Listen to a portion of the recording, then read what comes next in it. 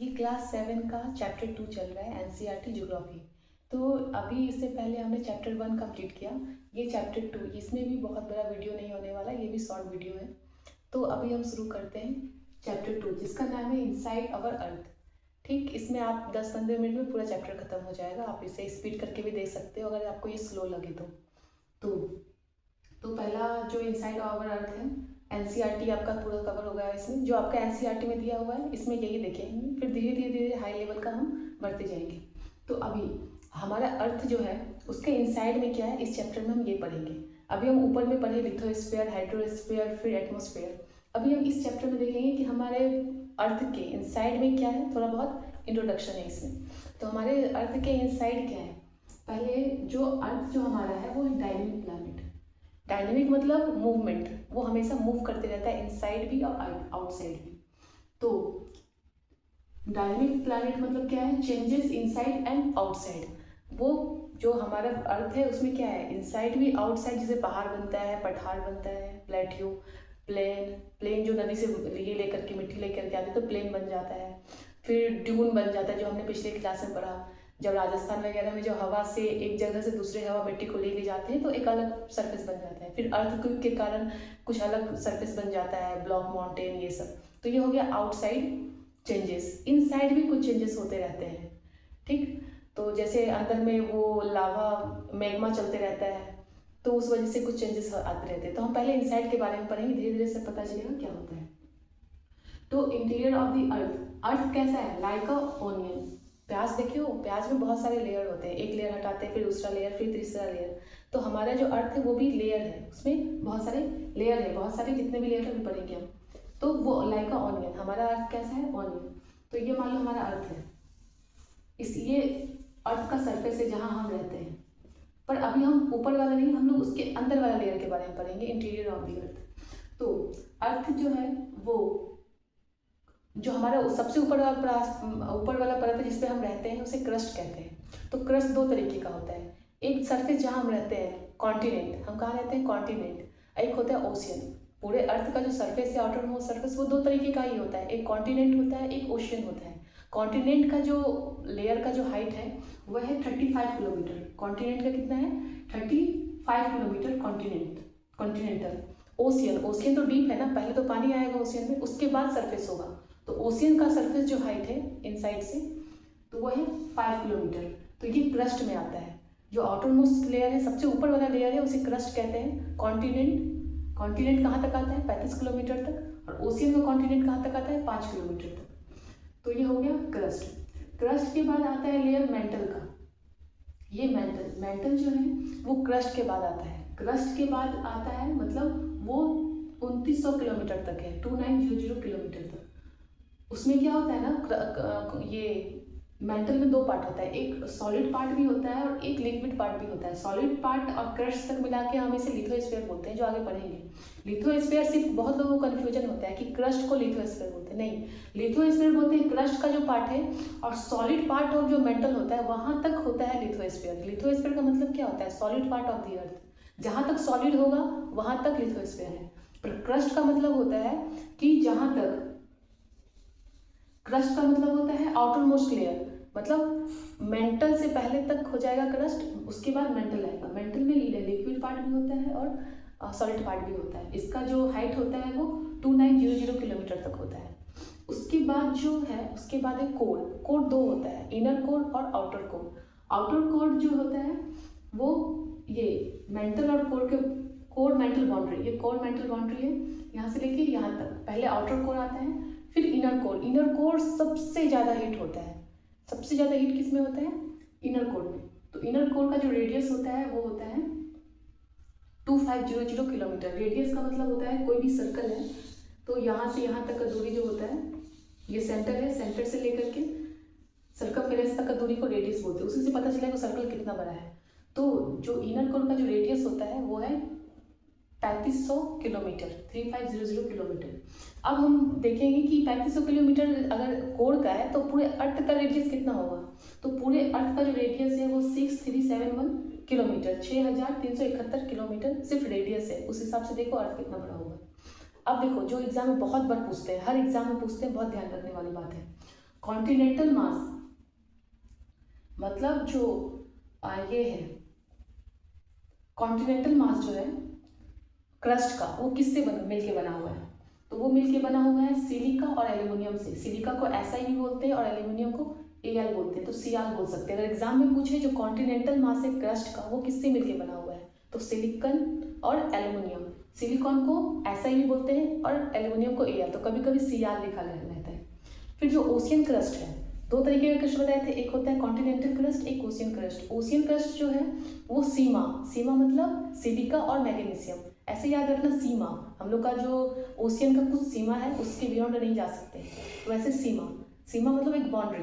तो सीमा है किसका? ओशियन का। ओशियन क्रस्ट किससे मिलके बना होता है? सीमा मतलब सिलिकॉन और मैग्नीशियम। और जो हमारा कॉन्टिनेंटल क्रस्ट है वो Cr, सिलिकॉन और एल्यूमिनियम, ठीक, इससे मिलके बना होता है। और जो हमारा कोर होता है वो निफा मतलब निकल और आयरन। कोर से किससे मिलके बना होता है? मैं यहाँ लिख देती हूँ।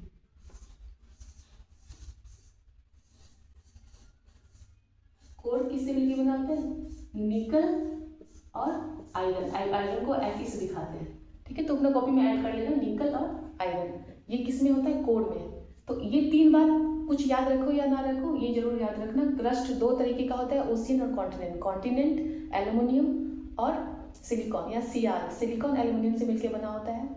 क्रस्ट सीमा यानी कि सिलिकॉन और मैग्नीशियम, ये वाला ओशियन वाला। और जो कोर होता है वो निफा, आयरन और निकल। बहुत ही ज़्यादा हीट होता है उसमें, कुछ भी एकदम से लिक्विड फॉर्म जो होता है बहुत हीट होता है कोर में, तो वो होता है ये कोर का, तो वो बहुत हीट होता है वहाँ पे। तो ये था कहानी, ठीक। अब नेक्स्ट देखते हैं क्या होता है। अब रॉक और मिनरल्स पढ़ेंगे। इनसाइड का थोड़ा बहुत इंट्रोडक्शन हो गया। देखेंगे रॉक क्या होता है, जो तुम्हारे NCERT में दिया हुआ है।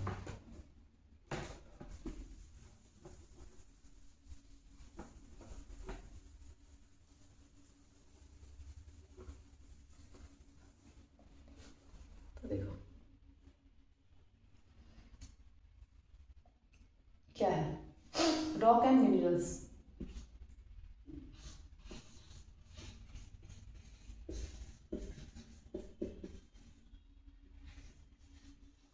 रॉक्स क्या होते हैं?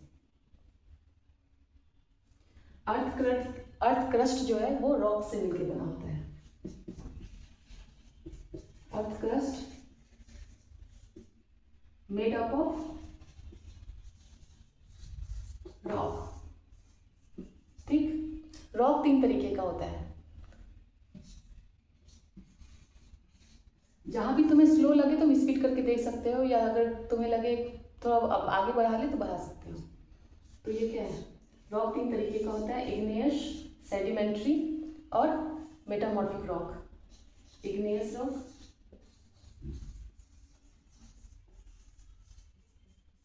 सेडिमेंट्री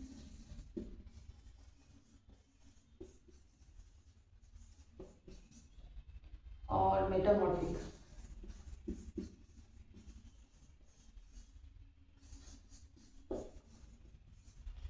अर्थ क्रस्ट रॉक से मिलकर बना हुआ है। रॉक्स कितने तरीके के होते हैं? इग्नियस रॉक, सेडिमेंट्री रॉक और मेटामॉर्फिक रॉक, ठीक। तो देखो मेटामॉर्फिक रॉक को हम लोग, इग्नियस रॉक को हम लोग प्राइमरी रॉक भी बोलते हैं, क्योंकि सबसे पहले यहीं से बनना शुरू होता है। तो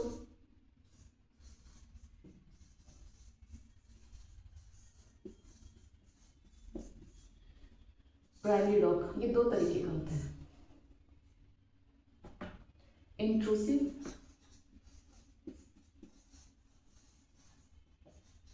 और एक्सक्लूसिव, ठीक। तो एक्सक्लूसिव रॉक वो होता है जो वेरी फाइन होता है, और जैसे बसाल्ट बहुत छोटा होगा। क्यों? देखो मान लो ये अर्थ है, ये बीच में मान लो यहाँ मैग्मा है, मतलब नीचे में पूरा लिक्विड टाइप का ऐसे ऐसे घूमते रहता है लिक्विड, ऐसे आता है फिर ऐसे आता है फिर चला जाता है, ऐसे आता है घूमते रहता है लिक्विड। इससे क्या होता है ना, कभी कभी सरफेस से बाहर आ जाता है in the form of lava. तो जब लावा आ जाता है तो ऐसे ऐसे आने के बाद वो ठंडा हो जाता है, ठीक। तो ये अचानक ठंडा होता है। तो ये बहुत ही फाइन स्ट्रक्चर, छोटा छोटा पार्ट रहता है, तो इसको एक्सट्रूसिव रॉक बोलते हैं। ये ठंडा होकर के रॉक बन जाता है, तो इसे बोलते हैं एक्सट्रूसिव। एक्सट्रूसिव मतलब बाहर बना, और ये बहुत छोटा है। छोटा होता है क्योंकि वो बह करके तुरंत ठंडा हो जाता है, क्योंकि बाहर आ गया तो ठंडा हो जाएगा ना, क्योंकि अंदर तो गर्मी है। तो इसे बोलते हैं एक्सट्रूसिव रॉक। क्या कहते हैं, जब बाहर आ गया तो उसे बोलेंगे एक्सट्रूसिव रॉक। इसे अगर अपने शब्दों में लिखना चाहो तो लिख सकते हो। जब मैग्मा बाहर आ जाता है लावा के फॉर्म में, तो वो धीरे धीरे ठंडा हो जाता है, तो उसे बोलते हैं एक्सट्रूसिव रॉक। वो बहुत छोटा होता है। क्यों छोटा होता है? क्योंकि वो बहुत अचानक ठंडा हो जाता है। तो वो क्या होता है, वो होता है स्मॉल इन साइज होता है, ऐसे लिख लेना, ठीक। अब एक्सट्रूसिव इंट्रूसिव रॉक क्या बोलो, किसे कहते हैं? इंट्रूसिव रॉक वो होता है, मान लो अंदर में ही क्या हुआ, किसी कंडीशन में पहले यहाँ तक आया और यहाँ पे ही धीरे धीरे वो ठंडा हो गया। ठंडा धीरे धीरे क्योंकि ठंडा हुआ तो वो बड़ा शेप होगा। रॉक क्या होगा? Big shape. बिग होगा क्योंकि वो कोल्ड इन लॉन्ग टाइम, वो धीरे से टाइम लेकर के ठंडा होगा, तो वो उसका साइज क्या होगा? बड़ा साइज होगा। तो इसको बोलते हैं इंट्रूसिव। ये क्या हो जाता है? इंट्रूसिव। इंट्रूसिव का मतलब क्या हुआ? अंदर। एक्सट्रूसिव मतलब बाहर। जब अंदर ठंडा हो गया तो वो रॉक, वो इग्नियस रॉक का ही पार्ट है। इग्नियस रॉक दो तरीके के होते हैं, एक्सटेंसिव और एक्सट्रूसिव और इंट्रेंसिव। इंट्रेंसिव मतलब बाहर, जब मैग्मा लावा बन जाता है और ठंडा हो जाता है, तो वो धीरे धीरे, वो अचानक ठंडा हो जाता है, तो वो इसका फाइन स्ट्रक्चर छोटा छोटा होगा, तो उसे बोलते हैं extrusive rock, extrusive igneous rock. और जब वो मैग्मा अंदर में ही ठंडा होगा, तो वो धीरे धीरे ठंडा होता है, अचानक नहीं होता है, तो उसका बिग साइज होता है, तो उसे बोलते हैं हम लोग इंट्रूसिव रॉक, ठीक। एक्सट्रूसिव का जो एग्जांपल हो जाएगा बसाल्ट। बसाल्ट कहाँ पे है? दक्कन प्लेट्यू में। इसे याद रखना, बसाल्ट। बसाल्ट तुमसे कोई पूछे कि वो किस तरह का, भी पूछ लेता है एग्जाम में कि बसाल्ट इग्नियस रॉक है, यस बसाल्ट क्या है? इग्नियस रॉक है, दक्कन प्लेट्यू में मिल जाता है। और ये क्या है? Extrusive rock, basalt. बसाल्ट क्या है? इग्नियस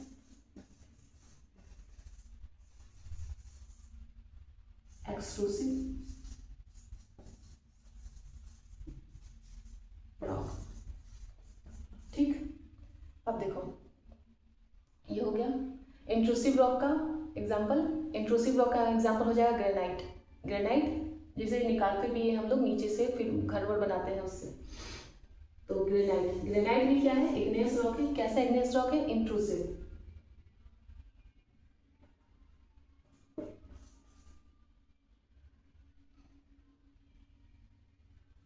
ग्रेनाइट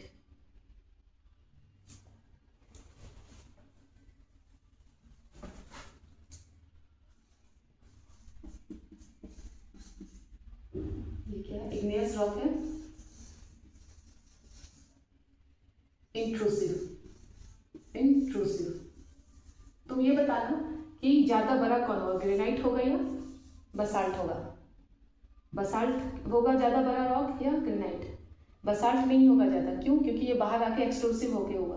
ग्रेनाइट क्योंकि अंदर ही वो ठंडा हो गया, तो ये ज्यादा बड़ा होगा, क्योंकि ये धीरे धीरे ठंडा हुआ और ये जल्दी से ठंडा हो गया, बाहर तुरंत ठंडा हो जाता है। तो फाइन स्ट्रक्चर, बह करके बहते बहते वो छोटा ही था तो वो हो गया। तो इसे बोलते हैं, ये दोनों अभी इग्नियस रॉक के बारे में बात हुआ, एकदम ध्यान रखना। बसाल्ट और ग्रेनाइट दोनों ही इग्नियस रॉक है। बसाल्ट होता है जो एक्सट्रूसिव, बाहर आकर के ठंडा होता है, और एक ग्रेनाइट होता है जो इंट्रूसिव इग्नियस रॉक। अब सेडिमेंट्री रॉक क्या होता है? सेडिमेंट्री रॉक ये होता है जब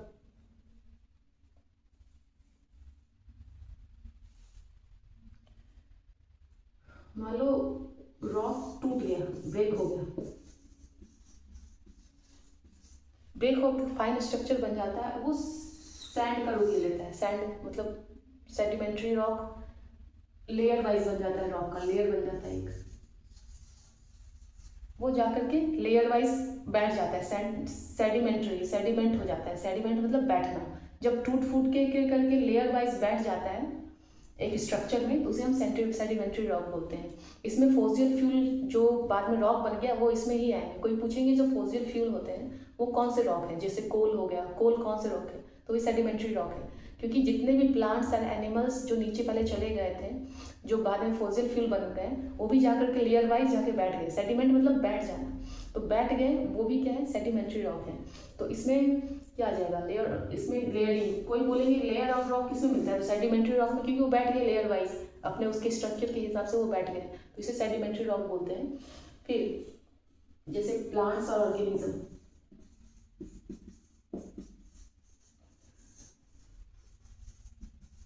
कोई वो पूछे अगर ऑयल और कोल जितने भी नेचुरल फॉसिल फ्यूल है वो कैसे रॉक से निकले हैं, तो वो कैसे रॉक है, सेडिमेंट्री रॉक है। ठीक है, फॉसिल्स जैसे कोल, पेट्रोलियम, ये सब क्या है, सेडिमेंट्री रॉक, सेडिमेंट्री रॉक। ठीक, तो सेडिमेंट्री रॉक इतना ही है। अब मेटामॉर्फिक रॉक,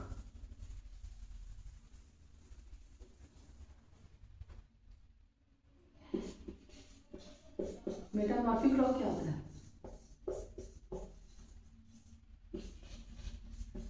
मेटामॉर्फिक रॉक का मतलब होता है चेंज। जब रॉक को कोई टेम्परेचर और प्रेशर, कुछ खास टेम्परेचर और प्रेशर मिले, तो वो अपना जो रूप होता है उसको चेंज कर देता है। जैसे लाइम होता है, चूना पत्थर, वो मार्बल बन जाता है जब एक पर्टिकुलर टेम्परेचर और प्रेशर मिले, वो नीचे जाए वो चेंज अपना कर देता है। मेटामॉर्फिक मतलब होता है change form, change in the form, क्या होता है, चेंजेस इन द फॉर्म। ठीक, जैसे कोई रॉक है, जैसे लाइमस्टोन, ये किसमें चेंज हो जाएगा, मार्बल में, तो इसे हम बोलते हैं मेटामॉर्फिक रॉक। ठीक, तो मेटामॉर्फिक रॉक बस चेंज, जब कोई चेंज हो जाता है, इसका बहुत सारे एग्जांपल तुम लिख सकते हो, ऐसा नहीं है। जैसे क्ले से सिल्ट बन जाता है, क्ले टू सिल्ट, तो इसे बोलते हैं मेटामॉर्फिक रॉक। अब रॉक साइकिल, रॉक साइकिल क्या होता है, ये सबसे इंपॉर्टेंट है तुम्हारे बुक में, रॉक साइकिल। रॉक साइकिल मतलब होता है जैसे इग्नियस रॉक से सेडिमेंट रॉक बन जाना, सेडिमेंट से फिर मेटामॉर्फिक, फिर मेग्मा में चला जाता है, फिर मेग्मा से वो साइकिल बनते रहता है। जैसे मान लो ये मेग्मा, नीचे से ये क्या बन गया, इग्नियस रॉक, इग्नियस रॉक से क्या बन गया, सेडिमेंट्री,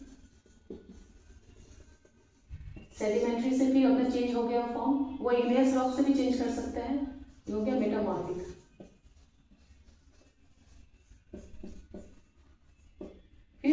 फिर से मेग्मा बन जाता है। इग्नियस रॉक से तुम ऐसे भी लिखा होगा तुम्हारे एनसीईआरटी में कि सैंड बनता है, पहले क्या बन जाता है, सैंड, फिर सैंड से सेडिमेंट्री रॉक, फिर सेडिमेंट्री रॉक से मेटामॉर्फिक रॉक भी बन सकता है, इग्नियस रॉक से भी मेटामॉर्फिक रॉक बन सकता है, फिर इग्नियस रॉक भी इसमें जा सकता है, मेग्मा में चेंज हो सकता है अंदर जाके, फिर वो गर्म हो गया किसी कंडीशन की वजह से, मेग्मा बन गया, फिर मेग्मा से इग्नियस रॉक बन जाएगा, फिर सैंड बन जाएगा, सेडिमेंट, ये रॉक चलते रहता है। ये इसे बोलते हैं रॉक साइकिल। इसे क्या कहते हैं, रॉक साइकिल।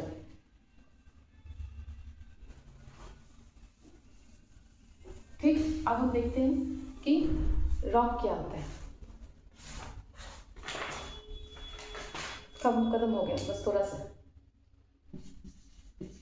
रॉक किससे मिलकर बना होता है, made up of minerals.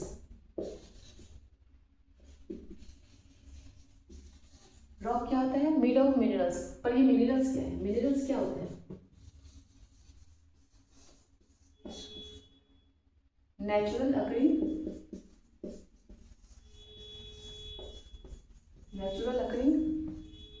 substance with certain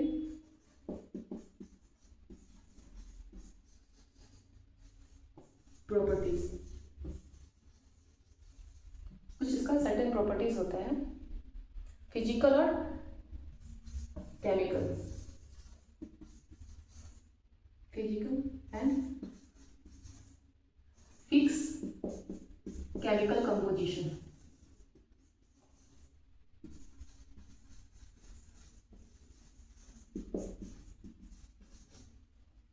rock made up of minerals. Minerals मतलब होते हैं जितने भी मिनरल्स हैं, जैसे कि आयरन हो गया, गोल्ड, सिल्वर, ये सब मिनरल्स हैं, जिसमें कुछ फिजिकल प्रॉपर्टी होता है। गोल्ड का फिजिकल प्रॉपर्टी क्या है? चमकना, आवाज करना। और केमिकल कंपोजिशन क्या होता है? उसमें इलेक्ट्रॉन, प्रोटॉन किस तरीके से, जैसे कॉपर, कॉपर भी मिनरल है, उसका यूज कितना इलेक्ट्रिसिटी में होता है, तो उसका कुछ केमिकल कंपोजिशन होते हैं, कुछ ये फिजिकल प्रॉपर्टीज होते हैं। आयरन, आयरन भी मिनरल्स है, पर आयरन का कितना सारा यूज होता है। हम लोग उससे खाना बनाने का बर्तन में भी करते हैं, और आयरन को ब्रिज बनाने में भी करते हैं, आयरन चुंबक बनाने में भी करते हैं, मैग्नेट बनाने में भी करते हैं। तो उसका यूज उसके फिजिकल और केमिकल कंपोजिशन पे डिपेंड करता है। इसी तरह ये तो छोटा बहुत एग्जाम्पल हो गया, इस तरह बहुत सारे मिनरल्स होते हैं। रॉक, जितने भी रॉक होते हैं वो सब क्या है? जैसे टोपाज हो गया, रूबी हो गया, सबका अलग अलग। डायमंड, डायमंड भी एक रॉक है। तो रॉक क्या होता है? एक केमिकल, एक मिनरल्स ही है। और मिनरल्स क्या होता है? नेचुरल अक्रिक सब्सटेंस, जिसका बहुत सारा यूज हमारे जीवन में होता है। कुछ हम लोग आज तक निकाल चुके हैं जिसका यूज करते हैं, कुछ ऐसे भी रॉक होंगे जो अभी तक डिस्कवरी नहीं किया गया, जिसे साइंटिस्ट अभी ढूंढ रहे हैं।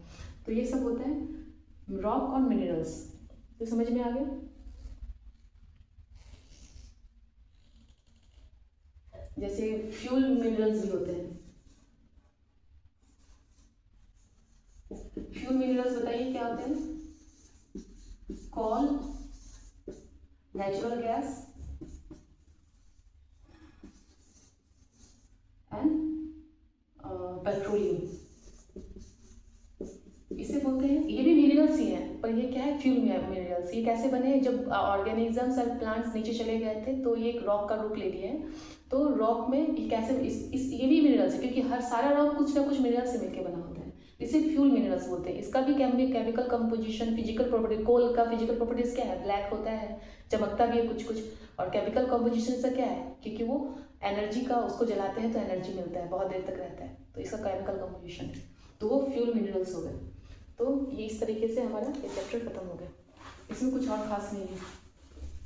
कुछ अगर कुछ डाउट हो या कुछ और खास कुछ उसमें पॉइंट आपको मिले तो आप ऐड कर सकते हो इसमें। साथ में की पढ़ाई करते हैं, आप भी ऐड करो, हम भी पढ़ते हैं, तो ज़्यादा मजा आएगा। बहुत लोग बहुत कुछ सीख पाएंगे। तो इससे हमारा चैप्टर कंप्लीट हो जाएगा। ये 22-23 मिनट का हो गया। इसे आप जल्दबाजी में मतलब स्पीड करके भी देख सकते हो, 10 मिनट में हो जाएगा कंप्लीट। तो ये हमारा दूसरा चैप्टर कंप्लीट हो गया। अब नेक्स्ट वीडियो में तीसरा चैप्टर कंप्लीट करेंगे।